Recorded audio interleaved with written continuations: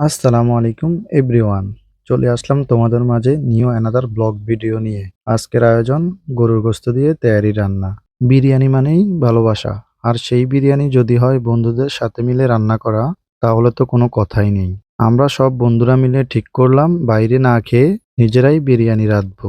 তাই দেরি না করে বাজার থেকে সব উপকরণ কিনে নিয়ে আসলাম। প্রথমে আমরা মাংসগুলোকে ছোট ছোট পিস করে কেটে নিলাম। তারপর সেগুলোকে পরিষ্কার পানি দিয়ে ভালো করে ধুয়ে নিলাম। এরই মাঝে পেঁয়াজগুলোকে কুচি করে নিলাম। হাতের কাছে কিছু না পেয়ে চামচ দিয়ে আদার বাকল ঘষে নিলাম। রান্নার চেয়ে আসলে আমাদের আড্ডাটাই বেশি ছিল। আমরা দুইজন কাজ করতেছি আর তারা সবাই চারদিকে দাঁড়িয়ে দাঁড়িয়ে দেখতেছে।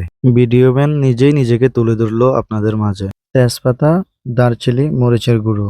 এই মরিচের গুঁড়ো দেওয়ার সময় হাঁস রান্নার কথা মনে পড়ে গেল।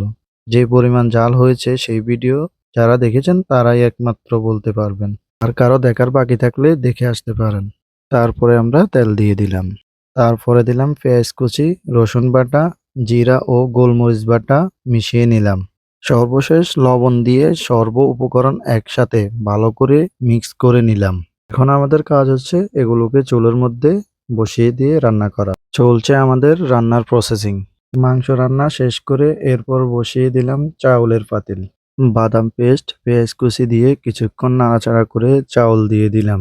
মশলার সুঘ্রাণ চারদিকে ছড়িয়ে পড়ল আর আমাদের সবার জিভে জল চলে আসছিল।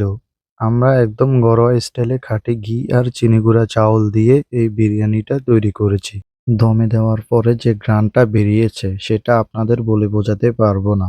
অবশেষে আমাদের অপেক্ষার অবসান ঘটিয়ে বিরিয়ানি তৈরি হলো।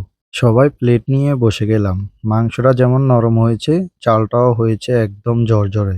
বন্ধুদের সাথে এই রান্নার স্বাদ যেন রেস্টুরেন্টের বিরিয়ানিকেও হার মানিয়েছে।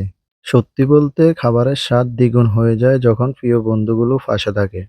সর্বশেষ সবার মুখে রিভিউ শুনে যাবেন বিরিয়ানিটা কেমন হয়েছে। আসলে আমাদের ওই যে মানুষে বলে না, অভিজ্ঞতা না হলে আস্তে আস্তে করতে করতে অভিজ্ঞতা হয়। এটা তার একটা আজকের একটা প্রমাণ পেলাম। ঠিক আছে, দ্বিতীয়বার পরে আজকে তৃতীয়বারে ধন্যবাদ। এবার কেমন হয়েছে? আলহামদুলিল্লাহ। তো ভাই একই কথা কই, প্রথমবার হানি বেশি, দ্বিতীয়বার জাল বেশি, এবার গিয়ে দুটোটা কম। আচ্ছা, হানি ঠিক একদম, আছে। জালও কম। সন্তুষ্ট ঠিক তো? আছে, আলহামদুলিল্লাহ। কি অবস্থা কর? আলহামদুলিল্লাহ, শুকরান। খাবারটা মজার হয়েছে তো? আলহামদুলিল্লাহ, যার রান্নার প্রশংসা সবাই করতেছে। সবার দোয়াই। ঠিক আছে। আচ্ছা, আমাদের একজন বিশেষ ব্যক্তি রয়ে গেছে।